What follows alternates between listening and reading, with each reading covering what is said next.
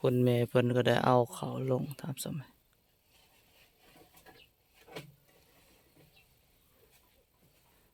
ย้อนลงเทื่อละน้อยพี่น้อยพี่โอ้ตามสมัยใส่กระต่อเป็นหาบเขาเจ้าพี่น้อย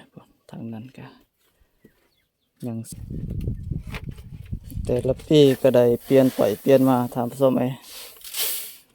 ไอ้งามเตียดมุยไงงาเตียดบรานเลย Yêu ở vậy nó cái châm yêu dòng kia ถึงเราเข่าทำส้มพี่อันนี้จะเป็นประตูเราเข่าพี่น้อยตอนนี้ก็ยังบ่ทันได้เอาเข่าขึ้นเทือพี่น้อยยังเอาลงก่อนพี่น้อยเอาเข่าเก่าลงแต่ว่าลงบ่เบิดพี่น้อยเอาลงสำนึงทำส้มหลังจากนั้นก็สิได้เอาเข่าไม้ปีนี้ทำส้มเอาขึ้นอีกจำนวนหนึ่งพี่น้อยก็บ่เอาขึ้นเบิด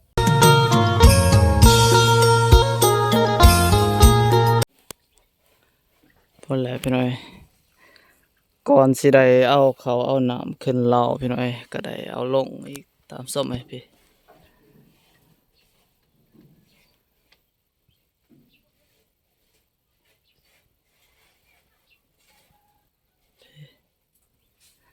คุณเมย์เพิ่นก็ได้เอาเขาลงตามส้ม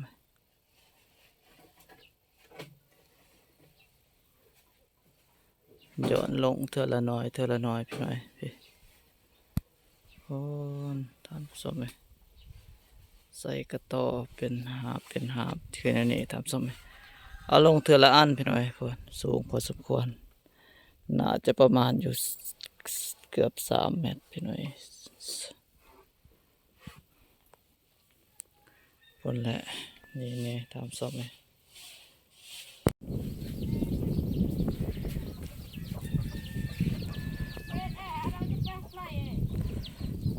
พี่น้อยคุณแม่ได้หาบเขามาไว้อยู่เฮือนนี่แหละพี่น้อย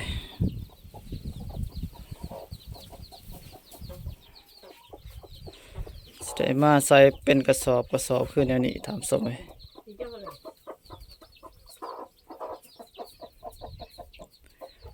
หลังจากที่เอาลงมาแต่เราเขาพี่น้อยสิได้ใส่กระสอบใส่กระพุ้ยพี่น้อยเข้าน้ำพี่น้อยไอ้งามเตียดมุยไงงาเตียดบรานเลยพี่น้อยพี่ก็เมย์เพิ่นได้เอาลงอีกแหละถามผู้ชมไอ้คนแหละพี่น้อยอีหลากไอเรือพี่น้อยเอาลงมาแต่เล่าข่าวถามส้มบ่แม่นของง่ายเด้ถามส้ม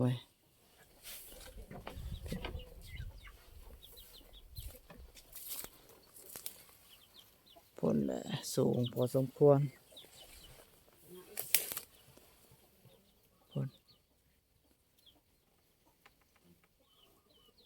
นี่ทำสมัยเอา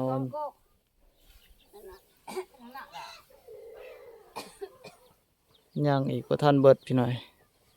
เดี๋ยวหน่อยว่าเราตัดสิขึ้นเบิงพี่หน่อยว่าจะเป็นยังไงทำสมัยนี่แหละพี่หน่อยอันนี้จะเป็นคันไดที่เฮาขึ้นทำสมัยนี่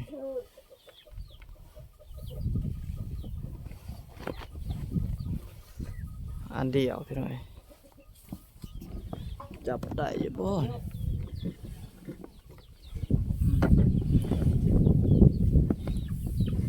ว่าหมอขนาด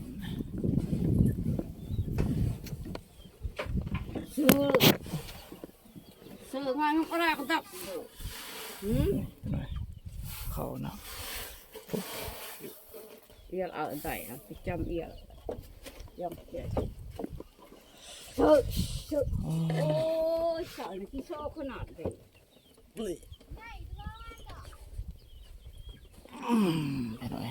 rồi cô hơi sao bên bọc hả บอกchứ sạch ผมแหละตามสมัยทางนั้นอยู่ลุ่มพี่หน่อย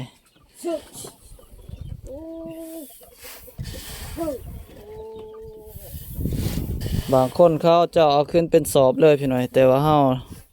ทางนี้เพิ่นได้ถอกลงมาพี่หน่อย พี่น้อย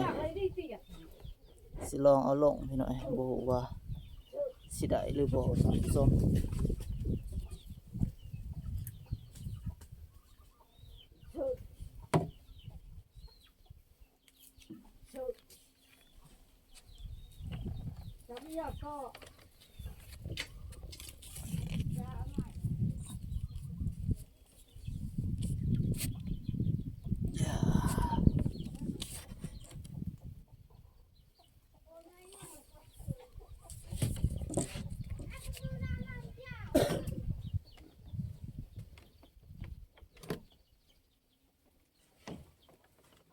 กระปือตั้งกวน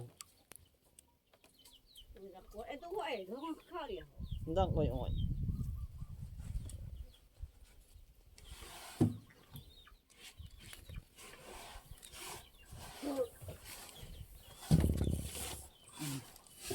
หน่อย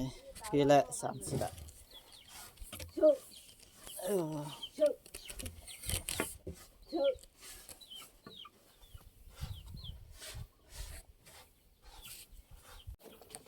พี่น้อยประมาณนี้สมเลยแต่ทางพื้นน่าจะแม่นข้าวเจ้าพี่น้อยตอนนี้เฮาเอาลงข้าวเหนียวที่พื้นสุดแจตะวันดาวกองแจกำลังเสร็จยังข้าวเจ้าพี่น้อยทางนั้นก็ยัง2ไม่เปลี่ยนพี่น้อยจริงสิเต็มทำสมเลยมายังกระต่อหนึ่งนี่คือว่าเต็ม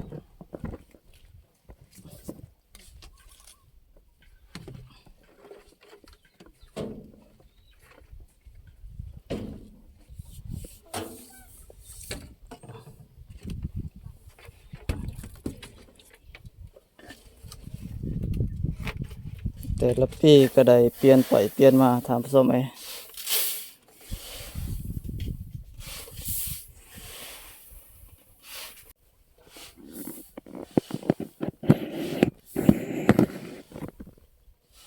พี่เลยทำส้มเลย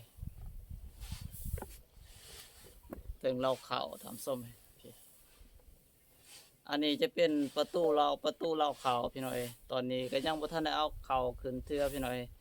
ยังเอาลงก่อนพี่น้อยเอาเข่าเก่าลงแต่ว่าลงบ่เบิดพี่น้อยเอาลงสำเนึงทำส้มเลยหลังจากนั้นก็สิได้เอาเข่าไม้ปีนี้ทำส้มเลยเอาขึ้นอีกจำนวนหนึ่งพี่น้อยก็บ่เอาขึ้นเบิดพี่น้อยปากเราเข้าก็บกกว้างปานใดทำศพไหมกลมกระต้อพี่น้อยสมมุติว่ากระสอบเป็นกระสอบนี้ก็ลมแต่ว่ามันยากทำศพไหมประมาณนี้ทำศพไหมก็แต่ละเขตแต่ละบอนแต่ละหมู่บ้านพี่น้อยแตกต่างกันทำศพไหมบางคนก็เอาขึ้นเป็นกระสอบพี่น้อยก็สบายอย่างหนึงพี่น้อยแต่ว่าเสียงพี่น้อยหนูอีสางมากัดมาเจาะนี่แหละทับสมัยถ้าเฮาเอาขึ้นเป็นกระสอบพี่น้อยแต่มันสะดวกสบายในยามเอาลงพี่น้อยแต่ว่าตอนนี้ก็คือแนวนี้เฮาถอกลงมาลงใส่ก็หนูก็กินบ่กินพี่น้อยแต่ว่ามันกินบ่หลายพี่น้อยมันกินบ่เบิดอะไรพี่น้อยมันก็บ่อยู่มันก็เห็นนั่นแหละทำสมัยเพราะว่าเฮาถอกลงใส่พื้นพี่น้อยอันนั้นแหละมันหลับมันลีอยู่หลายจุดหลายบอนพี่น้อยมันก็ยากแหละตามสมัยบ่คือเฮาถอกแบบนี้แต่ว่าคอยุ่งยากคอสะดวกคอสบายมันก็แตกต่างกันนั่นแหละตามสมัยถ้าว่าเฮาถอกมันก็ปลอดภัยต่อหนูพี่น้อยกินก็กินแต่ทางนอกมันก็เฮาเห็นแหละตามสมัยบ่คือไว้เป็นกระสอบพี่น้อยถ้าว่ามันลายแล้วมันพื้นเขาในพื้นเฮาก็บ่เห็นตามสมัย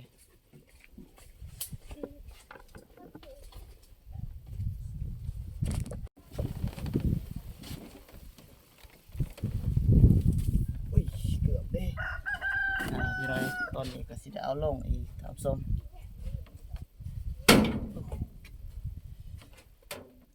แม่ฮู้แอะ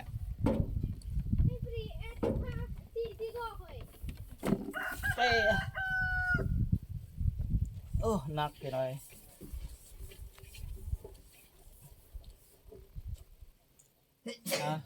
เจียงอี เฮ้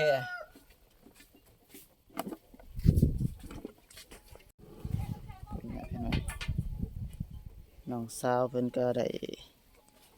เอาไปแล้วทำทรงให้เอาไปถอกกองไว้เป็นบอนพี่น้อยพดแล้วทำส้มไว้ก็จักเอาไว้ในกระเพาะกระพุ้ยพี่น้อยบ่มีมองไว้บ่มีมองใส่พี่น้อยกระสอบกระสังก็ยังบ่มีบ่พอทำส้มไว้บ่ได้ซื้อทำส้มไว้เอาจริงเอาไว้ในกระพุ้ยแน่ทำส้มไว้พี่แต่ในกระสอบแน่ Quý là chụp lạch được trẻ. Em đi đi. กระพุ้ยแตกอันนี้วะจะบรื้อได้ไงจะซ้ำนี่เลยแหละ Ê, nàng tê phẹ phẹ, đu ba đu ít tận đực. โอ้ยแพะๆก็สู้อีดังปลา